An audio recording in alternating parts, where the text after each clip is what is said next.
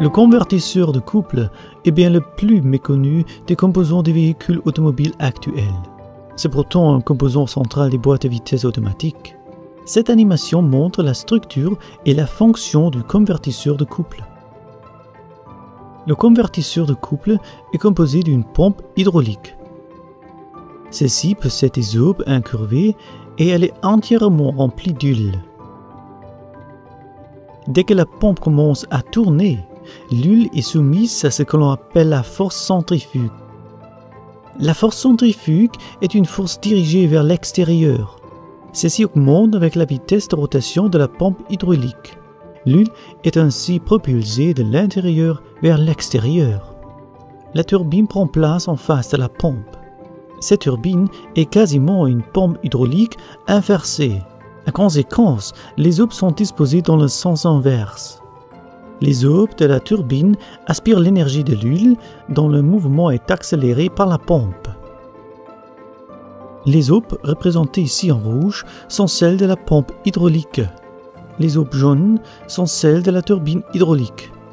On remarque ici que le nombre de tours de la turbine est plus faible que celui de la pompe, un effet qui est dû, entre autres, à des pertes d'énergie entre pompe et turbine. Il faut expliciter à présent le flux de l'huile. L'huile, qui se trouve à l'intérieur de la pompe, est propulsée vers l'extérieur par la rotation de la pompe et transmet l'énergie à la turbine. Les aubes de la turbine sont disposées de façon à ce que l'huile soit transportée vers l'intérieur, où elle est dirigée de nouveau vers l'intérieur de la pompe, et le cycle se répète ainsi.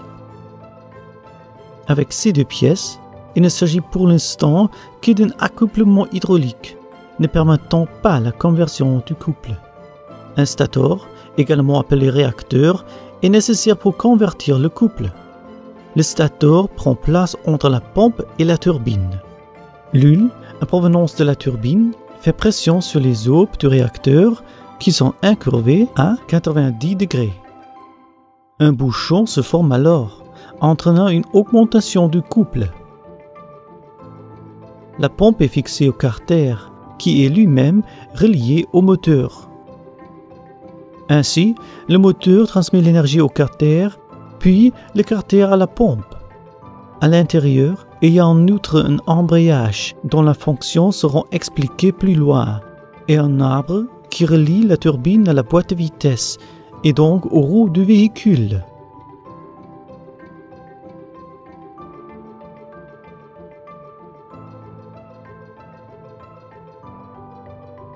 Le convertisseur de couple entre en jeu lors de 3 phases. Lors de la première phase, seule la pompe tourne, mais pas la turbine. C'est par exemple le cas quand le véhicule est arrêté en feu parce que le conducteur appuie sur le frein, mais le moteur continue à tourner et donc à faire tourner la pompe. La deuxième phase est le démarrage, dès que le feu passe au vert. Le moteur génère alors un plus grand nombre de tours de la pompe, car le conducteur appuie sur la pédale d'accélérateur. Le conducteur a lâché le frein et la turbine est mise en marche par un flux d'huile. La turbine tourne bien plus lentement que la pompe à cause de pertes, mais aussi car le réacteur provoque un bouchon intentionnel du flux d'huile, qui réduit le nombre de tours de la turbine mais augmente le couple au niveau de la turbine. Une augmentation du couple est fondamentale lors du démarrage. La troisième phase correspond à la conduite à une vitesse élevée. Le nombre de tours et le couple sont maintenant presque les mêmes pour la pompe et pour la turbine. Le réacteur tourne lui aussi. Afin d'atteindre un haut degré d'efficacité, l'embrayage entre à présent en jeu. Celui-ci relie la pompe et la turbine l'une à l'autre afin qu'elles fonctionnent comme un seul bloc et que la transmission de l'énergie ne se fasse plus par le flux d'huile.